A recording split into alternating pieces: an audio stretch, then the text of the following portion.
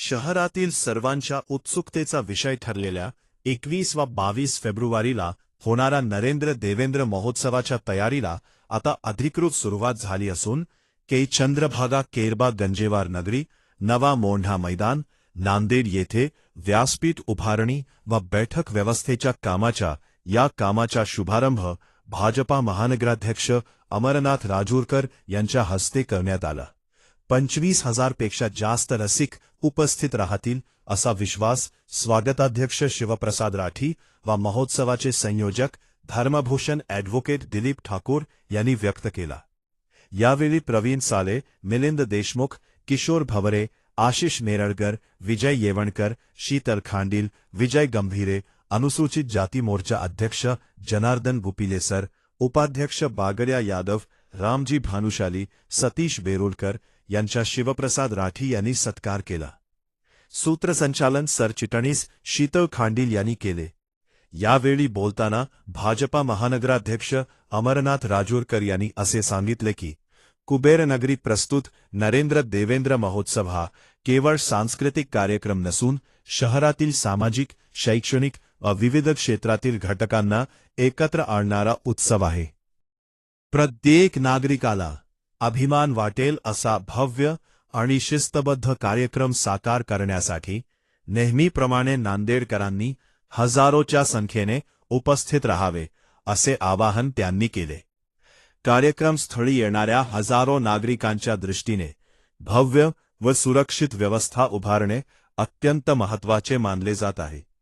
याच पार्श्वभूमीवर प्रशस्त व्यासपीठ, आकर्षक सजावट, मजबूत ध्वनी व्यवस्था, प्रकाश योजना तसेच सुव्यवस्थित बैठक व्यवस्था यासाठी नियोजनबद्ध पद्धतीने काम सुरू करण्यात आले आहे।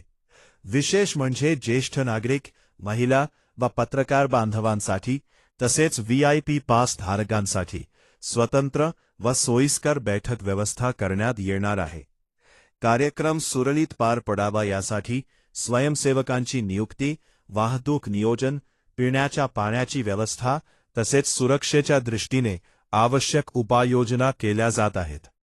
वेळेवर उपस्थित राहणाऱ्या रसिकांना भाजपा कामगार आघाडीचे जिल्हाध्यक्ष सुरेश लोट यांच्यातर्फे दास कलर टीव्ही मोफत देण्यात येणार आहेत।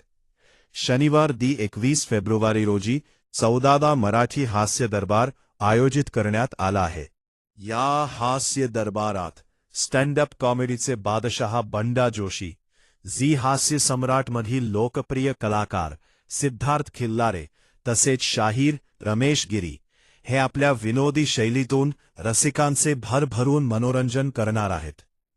तसेच चला हवा येऊ दे फेम सतीश कासेवार यांचा खास महिलांसाठी होम मिनिस्टर खेड पैठणीचा हा विशेष कार्यक्रम आयोजित करण्यात आला आहे। या कार्यक्रमात लाल पोतू कलेक्शन तर्फे 25 पैठणी व ऑर्गंजा साड्या महिलांना मोफत देण्यात येणार आहेत। या दिवशी रमेश पारसेवार, गजानन पिंपरखेडे, रत्नाकर वाघमारे व गंगाप्रसाद तोष्णीवाल यांना नांदेड भूषण पुरस्कार देऊन गौरविण्यात येणार आहे। तसेच सुधाकर पत्रभूषण पुरस्काराने पन्नालाल शर्मा, अभय कुळकजायकर, चारुदत्त चौधरी, संतोष पांडागडे व रमेश्वर काकडे यांचा सन्मान करण्यात येणार आहे। दुसऱ्या दिवशी 22 फेब्रुवारी रोजी 24वे अखिल भारतीय विराट कवी संमेलन पार पडणार आहे।